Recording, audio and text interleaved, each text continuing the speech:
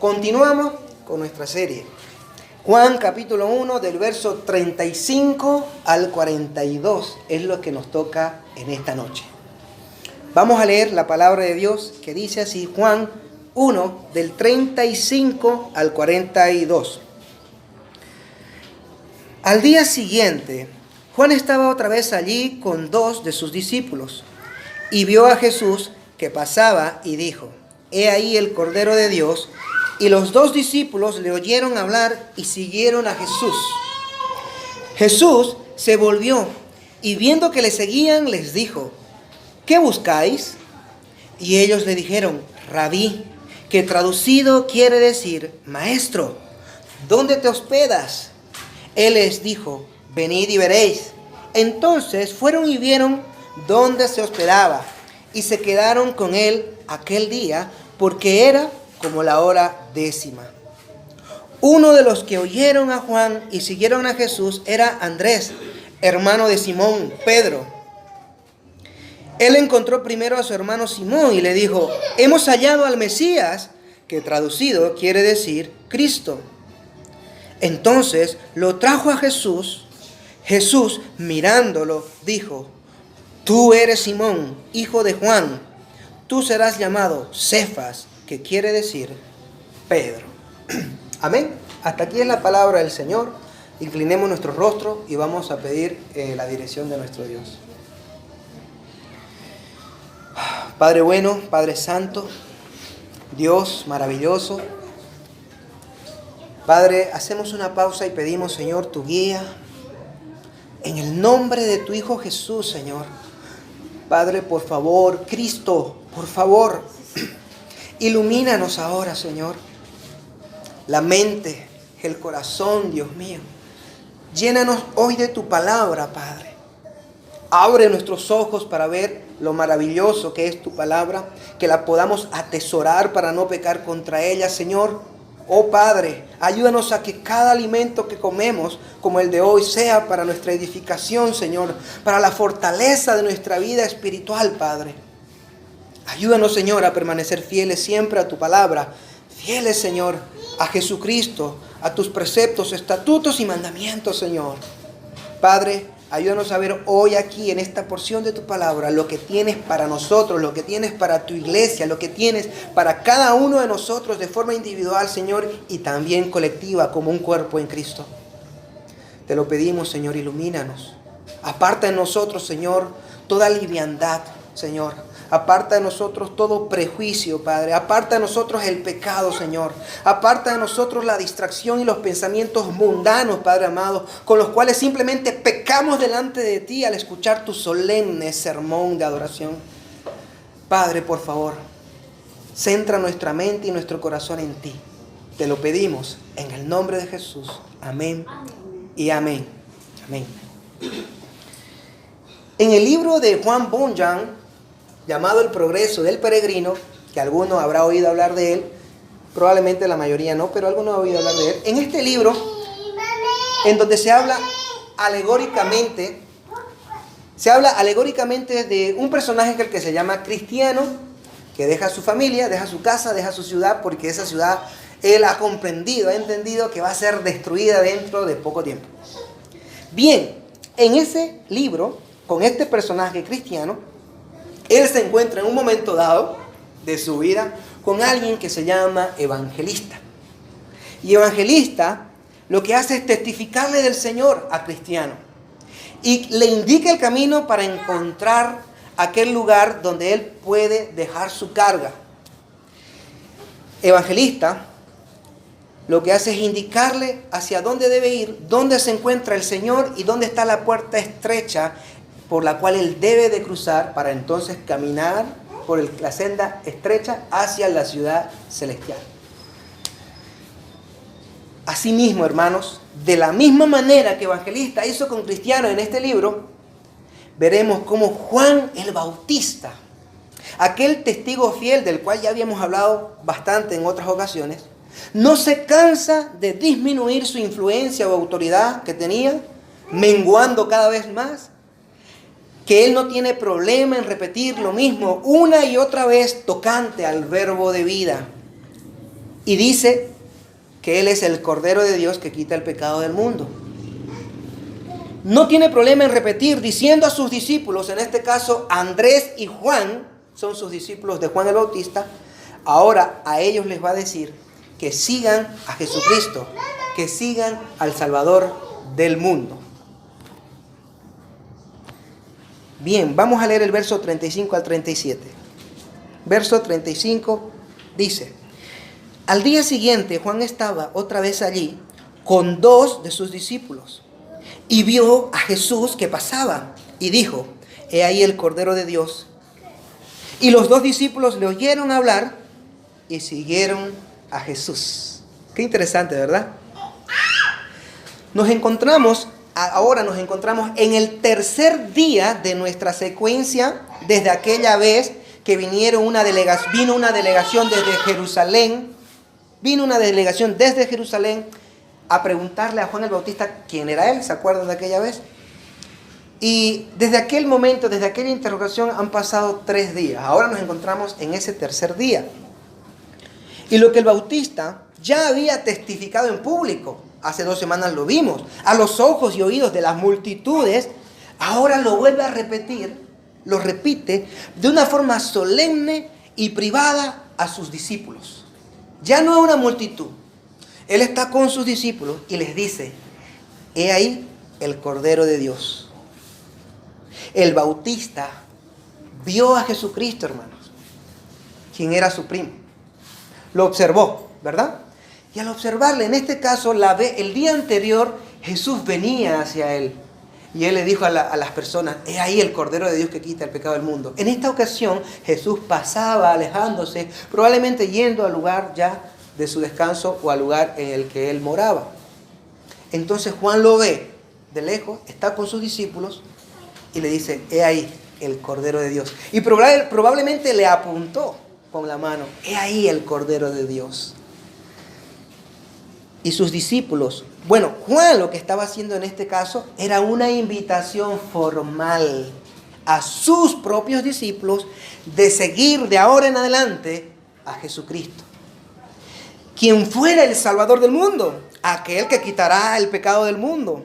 Y sus discípulos lo entendieron correctamente. Entendieron la invitación, la insinuación del Juan el Bautista. Y tras haber sido bien enseñados por su maestro, Juan, y saber que en todo tiempo el Bautista, ya durante todo su ministerio, él había dicho que vendría uno mayor que él, y que él solo era una voz que iba delante suya, preparando su camino, los discípulos supieron discernir que era de quien tanto su maestro Juan Bautista hablaba constantemente.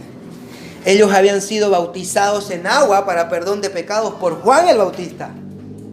Sus corazones estaban listos y preparados para el Mesías, como dice que él era la voz en el desierto preparando el camino al Señor, ¿verdad? Y ahora, bien sabidos por la enseñanza de su maestro, buscan a Jesucristo, a aquel que los bautizará en el Espíritu Santo. Por tanto, oyendo la indicación de su maestro, levantándose, dejaron a Juan, lo abandonaron, lo dejaron ahí y lo dejaron para siempre, hermano. Lo dejaron para siempre.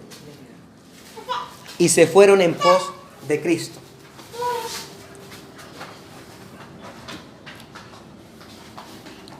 Juan el Bautista. Qué gran hombre este Juan, ¿verdad? El Bautista. Fiel a sus propias palabras. Juan, siendo fiel a sí mismo, a lo que él mismo decía y hablaba. Recordemos lo que él dijo: es necesario que él crezca, dijo Juan, en referencia a Cristo. Es necesario que él crezca y que yo mengüe. En otras palabras, que yo disminuya. Que la fama y el alboroto que se ha armado alrededor mío, dice Juan, se acabe. Es necesario que venga el supertanker avión y eche agua sobre esta fama maltrecha que yo tengo, para que empiece a crecer Jesucristo.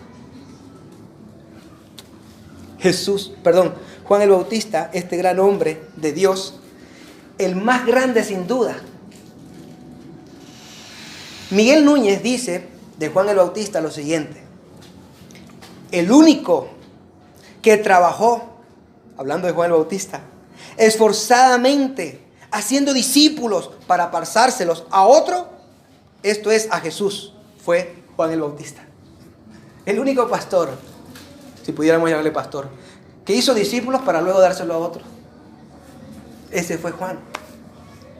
Y luego este hombre, Juan el Bautista, que sin duda alguna fue el hombre más grande que ha pisado esta tierra, aparte de Cristo, porque Cristo mismo lo dijo, que de nacido de mujer no había ningún hombre, ni hay ningún hombre más grande que Juan el Bautista. Es necesario que Él crezca y que yo mengüe. Son las palabras que deben resonar en nuestro corazón para imitar de Juan el Bautista en nuestra vida. Que nosotros menguemos en nuestro antiguo yo y que Cristo empiece a crecer en nosotros. Y que pronto podamos decir como Pablo: ya no vivo yo, mas Cristo vive en mí.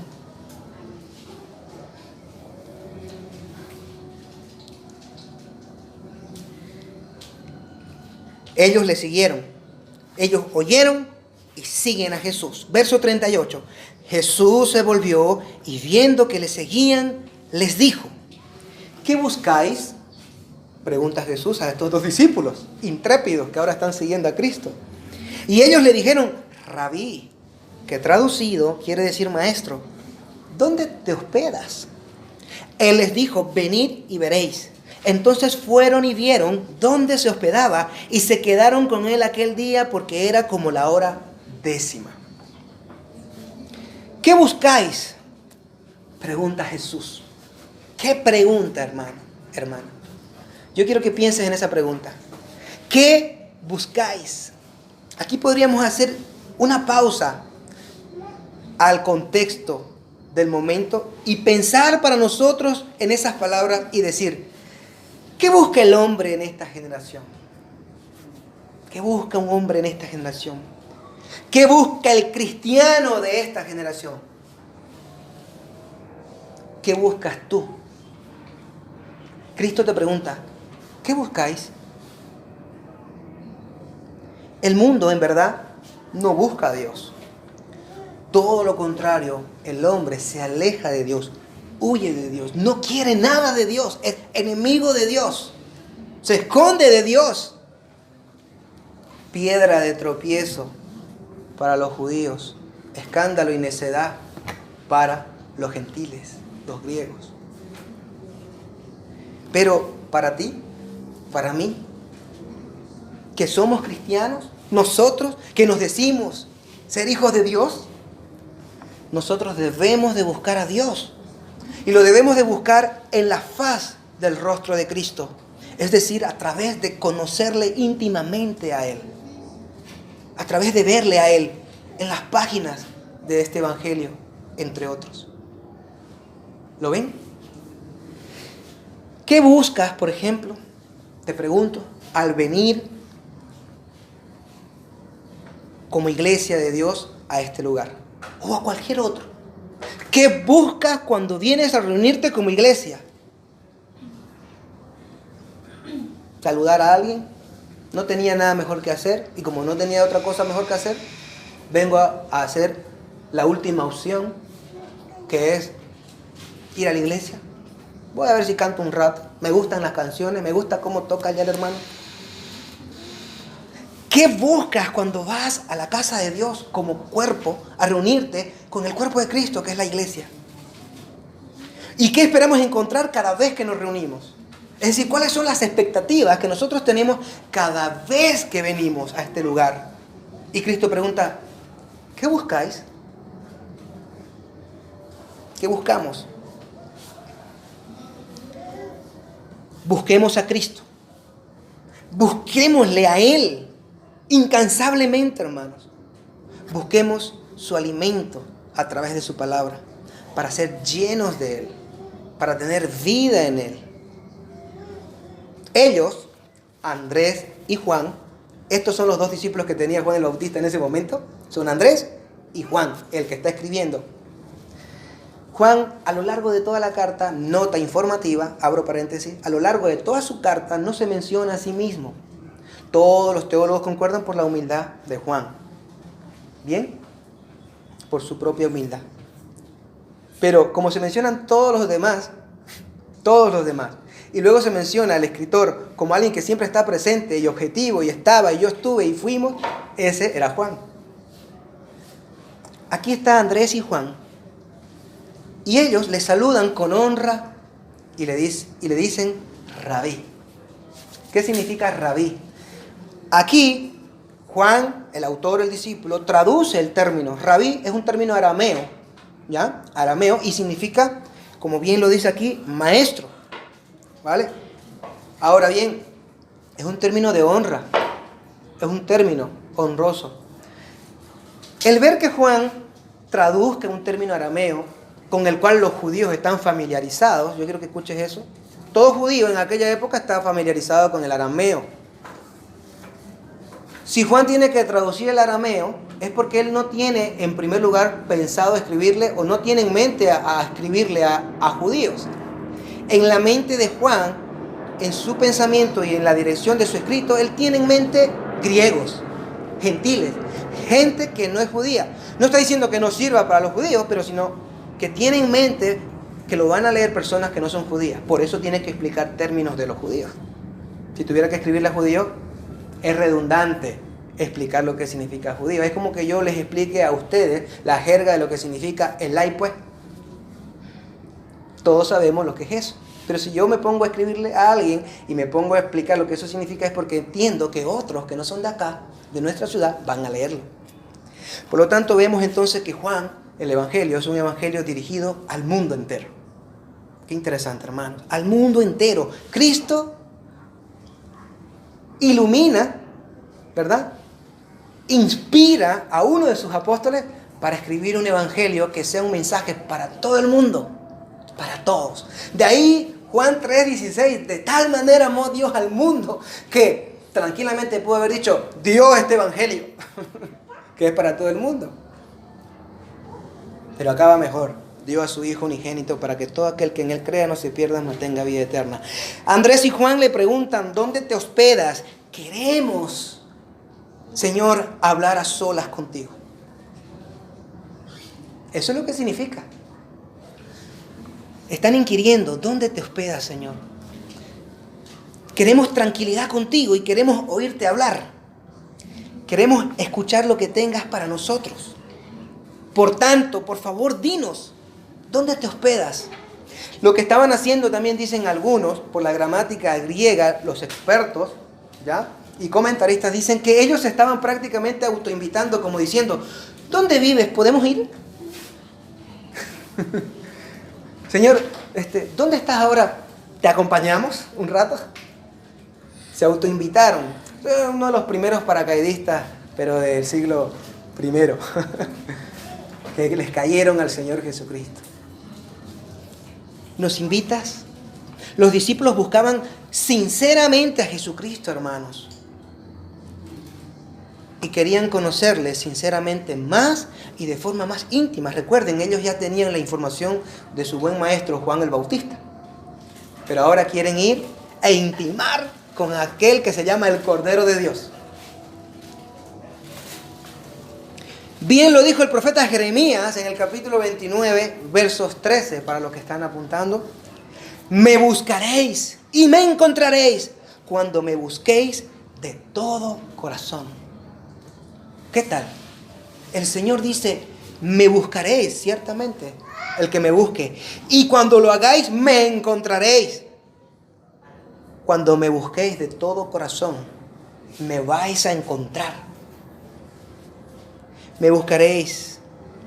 Pero Jesús mismo dijo también después en Lucas 11:10, el que busca, encuentra. El que busca, encuentra. Cristo está dispuesto a dejarse hallar de todo aquel que le busca, sinceramente y de todo corazón. Desde luego debe hacerlo, y lo hará. Él dijo que vino por pecadores, maltrechos, ¿verdad? No por los justos. Pero, porque de hecho la palabra testifica que nadie busca a Dios, es que todos los que vienen a Él es por un motivo especial. Ya que nadie busca de Dios y que todos se apartaron, como hemos dicho antes, y que son enemigos de Dios, si alguien viene a Él, si alguno se acerca en busca de la intimidad y del conocimiento de Jesucristo, es porque Juan 6:44 nos dice que el Padre que le ha dado al Hijo es quien lo ha traído hacia el Hijo.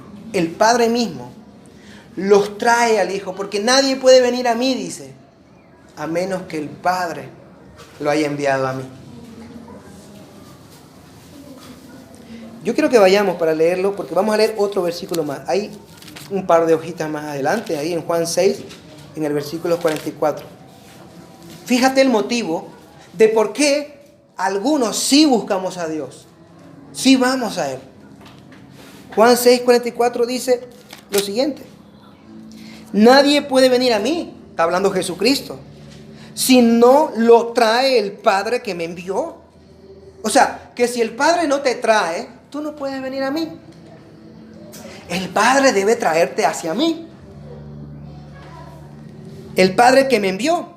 Ahora fíjate, aquel que venga a mí, fíjate lo que él concluye y dice: y yo lo resucitaré en el día final. Todo aquel que el Padre envíe venir a mí, primero vendrá, segundo los recibiré y los resucitaré en el día final. Yo no voy a desechar a ninguno. Ahí mismo, en el 6, pero ahora un poquito más atrás, en el 37 dice lo siguiente: todo lo que el Padre me da, vendrá a mí, y al que viene a mí, de ningún modo le echaré fuera.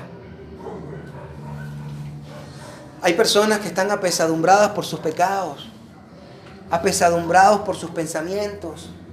Martín Lutero, el reformador del siglo XVI, este hombre alemán fue un hombre que estaba prácticamente rozando el delirio de la presión que él sentía por la culpa de sus pecados. Él había comprendido la justicia de Dios, es decir, la exigencia de parte de Dios para él, en cómo él debería de ser perfecto y cumplir la ley.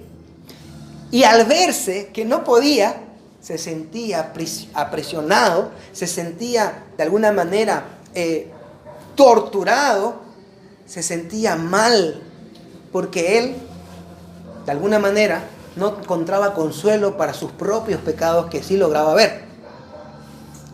Pero la gracia de Dios fue buena para con Martín Lutero, que luego él, leyendo el libro de Romanos, en el capítulo 1, en el versículo 19, en donde se habla que el justo por la fe vivirá, donde se habla que la justicia de Dios se revela por fe y en fe en Jesucristo, entonces él encontró, ahí en ese momento encontró a Cristo. Pero fíjense, hermanos, ¿por qué lo encontró? Porque el Padre lo llevó hasta Jesucristo. Si el Padre no hubiese tomado a Martín Lutero y lo hubiera llevado a Jesucristo, Martín Lutero un día de eso hubiese amanecido muerto por todas las cosas que él se hacía a sí mismo tratando de apaciguar la culpa de sus pecados. Martín Lutero llegaba en los inviernos de Alemania a tirarse semidesnudo afuera del convento, del castillo, de la casa donde él vivía, y al día por la mañana lo encontraban prácticamente al borde de la muerte por hipotermia, y se pasaban 3-4 días cuidándolo a Martín Lutero, y él hacía eso para calmar, dice, su culpa por sus pecados. Pero resultaba que Martín Lutero nunca encontraba calma, ni en el confesionario con los padres, ni haciendo esto, castigando su cuerpo, porque a los 3 días, cuando Martín Lutero se encontraba bien otra vez, volvía a tirarse otra vez afuera y se dejaba otra vez a la intemperie del frío. Pero Dios le llevó hacia Jesucristo. Y Cristo, cuando vio que Martín Lutero vino, así como cuando vio que tú vas a Él, Él dice: el Padre me lo está mandando, el Padre me lo ha dado, son para mí, y yo no los echo fuera de ninguna manera. Aquel que viene a mí, no le echo fuera. Por tanto, ellos fueron. ¿Dónde te hospedas, Señor? ¿Y cuál fue la respuesta maravillosa de Jesucristo entonces? ¿Cuál fue la contestación, esa respuesta esperada de ellos? Venid y ved. ¿Ven? Venid y ved. Jamás Cristo te va a decir, si tú le dices, Señor, quiero conocerte. ¿Dónde moras? Háblame de ti. Puedes ser mi amigo, puedes ser mi Señor, puedes ser mi libertador. Él nunca te va a decir, no, tú no. Eres muy rebelde. O no, tú no, porque eres muy bajito. No, tú no, porque no me gustan esos ojos así medio azules, raros. No, tú no, porque tú me caes mal. Jamás va a decir eso. Si tú vas a Jesucristo, si tú vas de todo corazón, como decía Jeremías, si le buscas con todo tu corazón, lo encontrarás y Él te va a decir, ven, te voy a mostrar dónde vivo, dónde estoy, qué quiero, cuáles son mis palabras. Te voy a enseñar, te voy a instruir, te voy a hacer mi discípulo. Es más, te voy a liberar del pecado y te voy a dar la vida eterna. Eso es lo que te dice el Señor. Lo contrario a todo esto sería que tú no vayas a Él nunca, que tú nunca lo busques, que tú nunca quieras saber nada de Él. Lo único que nos esperaría o te esperaría sería miseria. Serías miserable toda la vida y siempre serías miserable toda la vida. Porque solamente en Jesucristo tenemos la plena satisfacción de la realización. ¿Qué es la realización verdadera? La realización verdadera es conocer al Dios verdadero, creador de los cielos y la tierra. Conocer la verdad. Jesucristo es la verdad. Él es la verdad en persona. Conocerle a Él lo vale todo. Lo vale todo. La parábola de la perla preciosa. La parábola del tesoro escondido. El cual ese hombre va y lo vende todo. Todo lo que tenía lo vende. Todo, absolutamente todo. Para comprar aquel terreno donde estaba el tesoro o para comprar aquella perla de gran precio. Eso significa que Cristo lo vale. Eso significa que este tesoro es lo máximo que puedes encontrar en tu vida. Es lo máximo. No hay nada más grande ni conocimiento más sublime que encontrar y conocer a Jesucristo. Ese es el máximo conocimiento a todo nivel académico. Supera a todo filósofo, a todo doctor, a todo ingeniero que pueda haber. Conocer a Jesucristo y que Él te conozca y que te diga constantemente, ven y ve qué estoy haciendo. Él le dice, ven y ve, venid y ved. Son hermosas, son favorables respuestas para es una favorable respuesta para estos dos hombres. Como era de esperar, Cristo, siendo buscado con sinceridad, se dejó encontrar por ellos. Y este es su proceder, y así lo ha sido siempre, desde antes de la cruz incluso, porque esto fue un momento en el que aún no había venido la cruz. Y Él ya les decía, venid y ved. Pero ahora también Él sigue recibiendo a todos aquellos que buscan perdón de pecados y vivir bajo su señorío y gobierno. Bien, quiero que veamos ahora a un discípulo, Andrés. Yo quiero que veamos a Andrés y su ejemplo. En el versículo 40, antes de pasar al 40, para terminar un poco el verso 39 y ver por qué aquí habla de un horario, dice, ¿verdad? El pasaje, entonces fueron y vieron dónde se hospedaba. Eso significa que estuvieron con Él y se quedaron con Él aquel día, porque era como la hora 10. Bien, ¿qué hora es esta hora 10?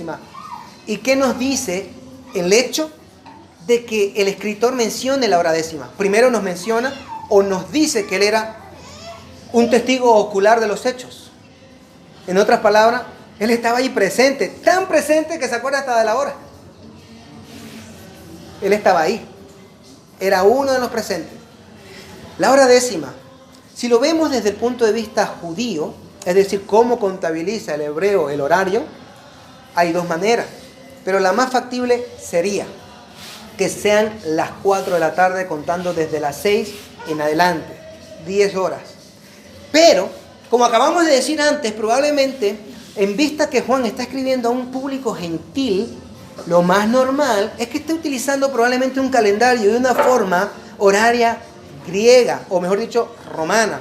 De todas maneras griega, porque la filosofía griega estaba gobernando la forma de vivir de los romanos. Los romanos simplemente tenían el poder, la política y el dinero. Así que en lugar de ser las 4 de la tarde, con toda probabilidad, era un horario que se contó desde las 12 en adelante, entonces eran las 10 de la mañana. De ahí que es natural que él diga todo el día, porque si fueran las 4 de la tarde, como que no queda mucho día para que luego diga él, y se quedaron con él todo el día, o el resto del día.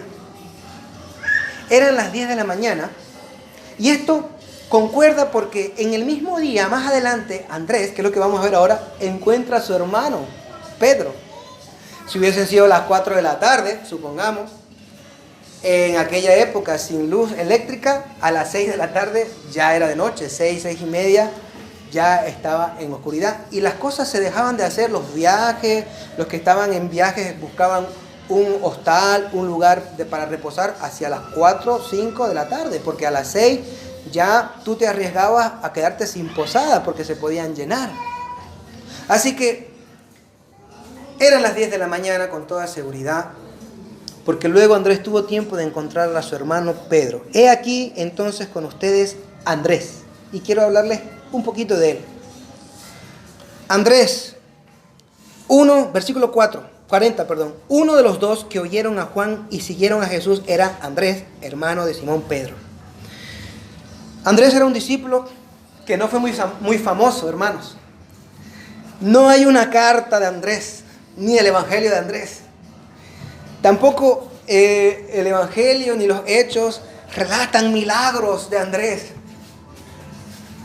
Sin embargo, si examinamos un poco más con lupa las Escrituras, podemos ver que Andrés es un hombre que sabía lo que tenía que hacer, que era alguien que sabía guiar a las personas, sobre todo guiarlas a Cristo. Andrés supo guiar a todo aquel que él se encontró a Jesucristo. Qué increíble, hermanos. Mira, Andrés aquí lleva a alguien a conocer a Jesús. Lo vamos a ver. Simón Pedro, su hermano, el más famoso. Este sí es famoso. De ahí que se diga Andrés era hermano de Simón, porque todo el mundo conocía a Simón, pues, ¿no? ¿Quién no sabe quién es Simón Pedro en aquella época?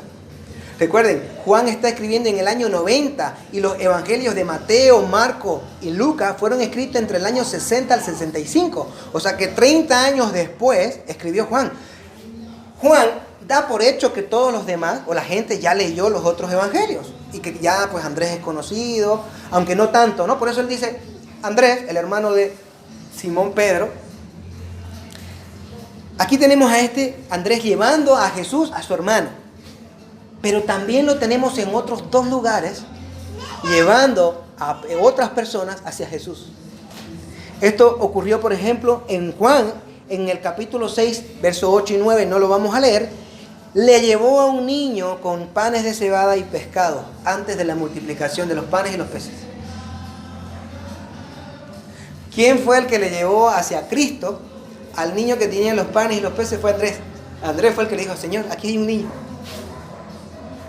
Y con toda seguridad todos los comentaristas dicen que ese niño fue salvo al estar ahí delante de la presencia de Dios, al haber visto y observado lo que Cristo hizo.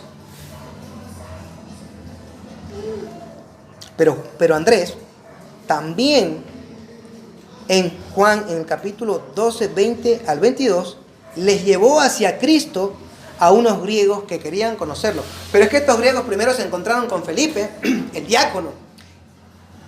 No, el discípulo, perdón. Y Felipe les dice a Andrés, mejor dicho, se lo lleva a Andrés. Es como que Felipe supiera, estos quieren conocer al Señor. Pero este es asunto de Andrés. Andrés es el que se encarga de las relaciones públicas aquí. Oye, Andrés, mira, acá hay un grupo de griegos que quieren acercarse a Cristo, a nuestro Señor. Claro. A ver, ¿cuál es el interés? Queremos conocer, queremos escucharle. Claro, venga. Señores, aquí unos griegos. Andrés, una persona que llevaba a otras a Cristo. Pronto puso en práctica Andrés, fíjate, aquello que su buen maestro Juan el Bautista había hecho con él mismo. Guiarlos al Cordero que quita los pecados del alma amedrentada. ¿Verdad? Juan le había dicho y le había enseñado eso a Andrés, y Andrés ahora hacía lo mismo con otros. He aquí el Cordero, te lo presento. Aquí está el Cordero, te lo dejo para que hables con él. Él le dice a su hermano Simón, Andrés, ¿verdad? A Pedro, hemos hallado al Mesías. Pregunta que pudieras hacer tú. ¿Cómo podía Andrés decir eso respecto de Jesús a su hermano? ¿Cómo es que Andrés puede decir, este es el Mesías? ¿Cómo sabía él que Jesús era el Mesías, ya con tanta contundencia? Bueno, primero, recapitulando, porque había oído de la boca de su maestro el Bautista decir, he aquí el Cordero de Dios. Luego también le oyó decir, este es el Hijo de Dios. Y también le oyó decir, Él es antes de mí, porque era primero que yo. ¡Wow! Imagínate, ya con eso en mente de Andrés. Pero no conforme con eso, número 2, el tiempo que Andrés y Juan pasaron en la posada donde estaba Jesús, cuando le dice, venid y ver. Ese tiempo que pasó con Jesús antes de hallar a Pedro, le bastó para saber que estaba en presencia del Mesías de Israel. Aunque su concepto de Mesías obviamente no estaba completo todavía a la forma en que realmente vino Cristo, pues ellos tenían la idea de esperar un Mesías tipo caudillo político que los liberara de la opresión de los romanos y que les diera ahora el gobierno mundial, ¿no? Esa era la idea, aunque no la tenía clara. Sin embargo, ya tenía una perspectiva de él como el Mesías. Ya le había sido suficiente para él verle, al escucharle hablar, al verle actuar, le bastó para saber que él era el Cristo. Obviamente esto fue así posible porque Dios, el Padre, primero lo llevó a Cristo y segundo le reveló en su corazón a Andrés quién era Cristo. Tal y como lo hizo con Pedro más adelante y con una mayor y más clara revelación todavía. Cuando Pedro dice, tú eres el Cristo, el Hijo del Dios viviente. Y Jesús le dijo, eso no te lo reveló carne ni sangre, Pedro, sino mi Padre que está en los cielos. Nadie conoce y recibe a Cristo como el Señor, como el Hijo de Dios, como el Mesías, como el Salvador en su corazón, a menos que el Padre te lo haya revelado a tu corazón y a tu mente. Aquí se le había sido revelado esto a Andrés, aunque este crecimiento, o mejor dicho, esta revelación iba a crecer progresivamente en la medida que pasaran los años, mientras que ellos seguirían siendo discípulos de Jesús, irían comprendiendo paulatinamente, con mayor grado, quién era Jesucristo.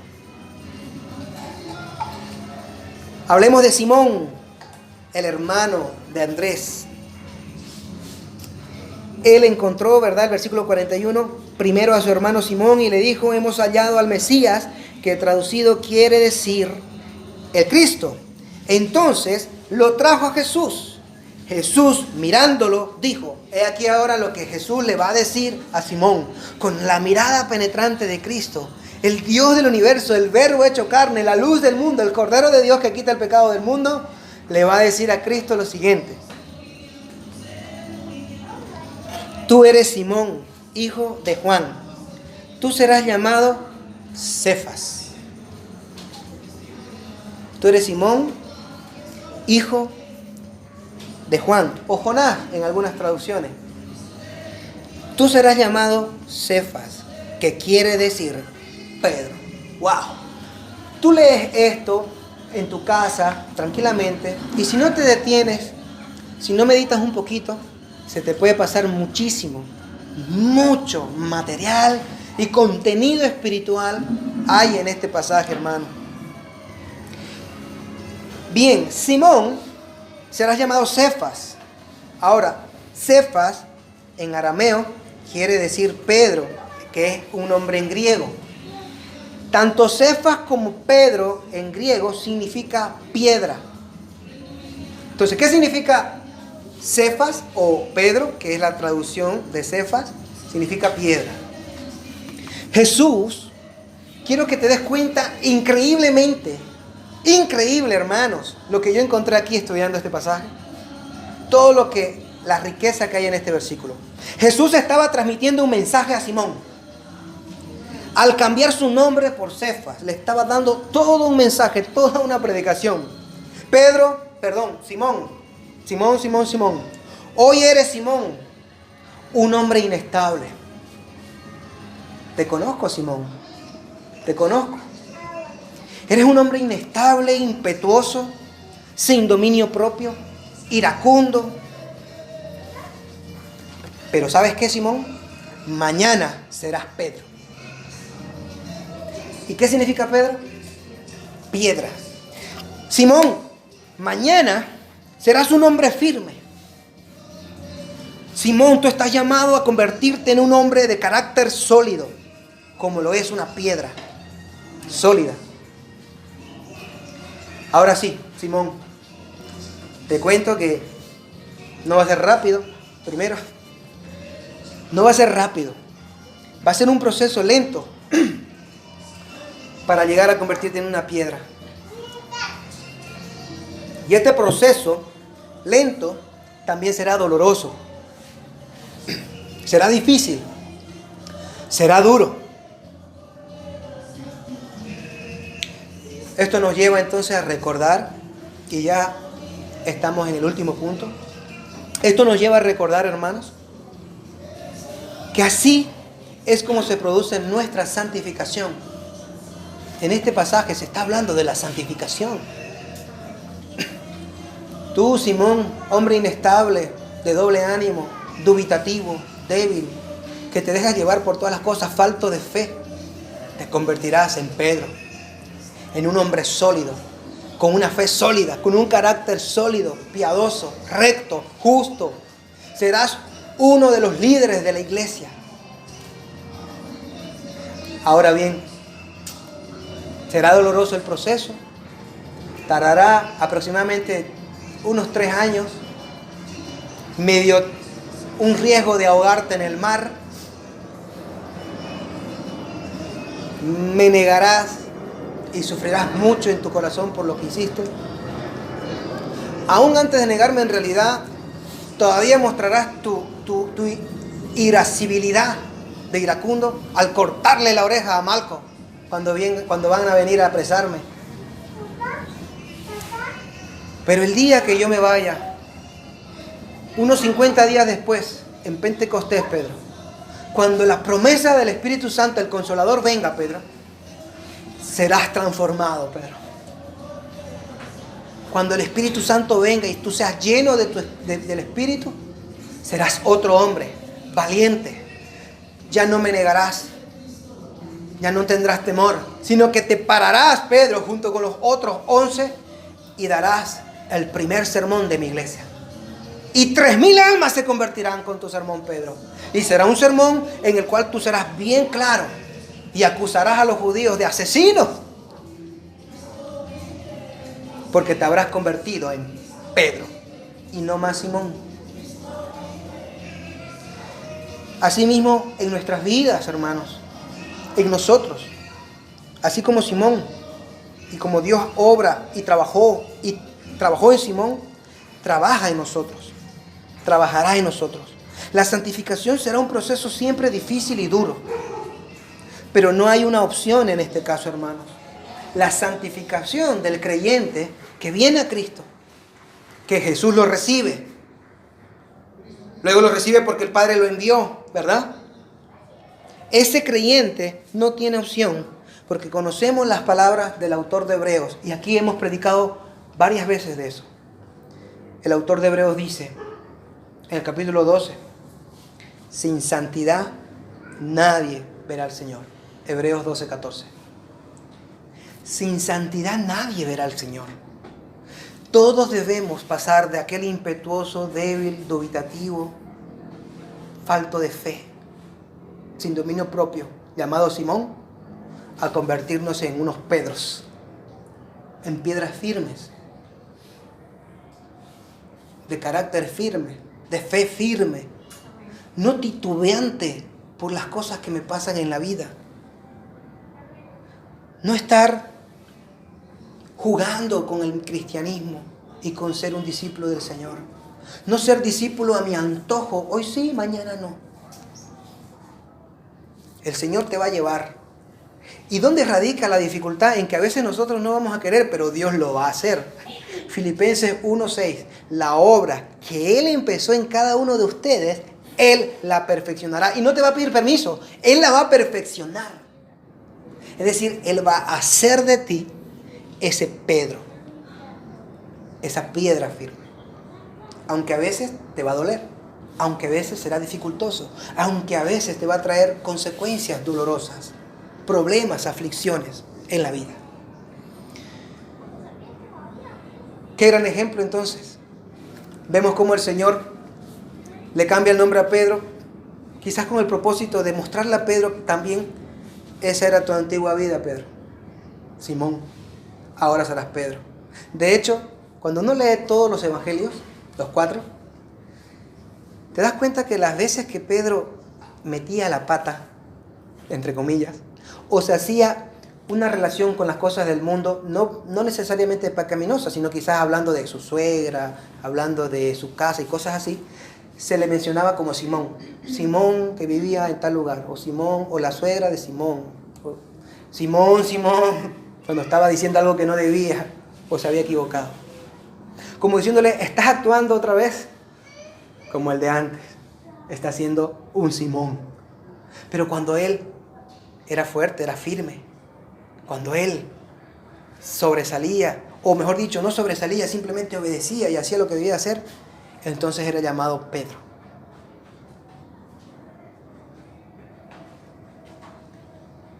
Ve y consuela a Pedro, que está desconsolado por su arrepentimiento. Para concluir entonces, ya la conclusión, una vez más, creo que es necesario que nos volvamos a preguntar,